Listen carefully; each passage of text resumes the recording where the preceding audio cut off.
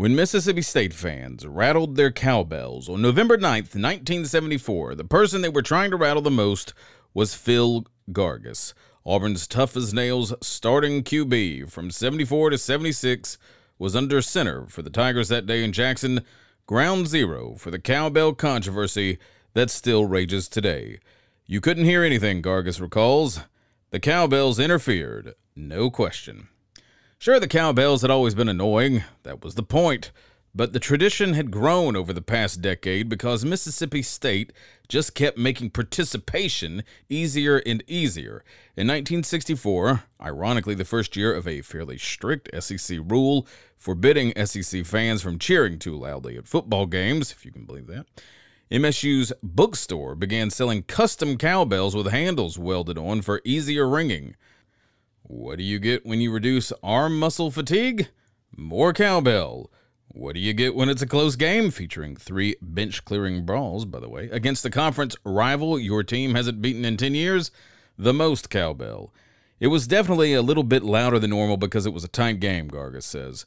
Mississippi State was competitive. They had a pretty good year going.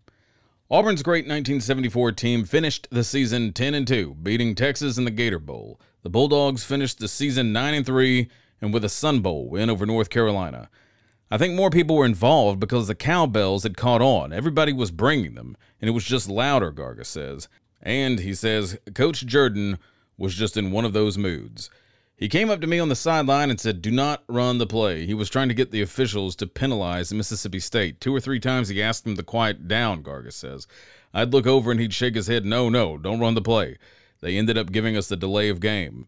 Gargis himself asked officials to do something about the noise at least 8 times. After the game, Shug took referee James Artley to task for not doing his duty. All he had to do was walk off 15 yards one time, and that would have taken care of things, said Shug, who actually walked onto the field a couple of times to implore Artley to quiet the crowd. He knew about it, the bells, beforehand, and he still didn't do anything.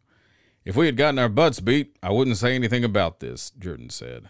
Shug gave Mississippi State credit for coming back and making one hell of a game of it, but he also blamed the bells for making it as close as it was. That excessive crowd noise rule was being violated with every clang, and it was costing Auburn yards, and not just from symbolic protest penalties. Auburn twice jumped off sides. Gargis fumbled on Mississippi State's 6-yard line. We had a lot of checkoffs at the line of scrimmage back then, and you just couldn't hear them, Gargis says. It was definitely a factor in the game.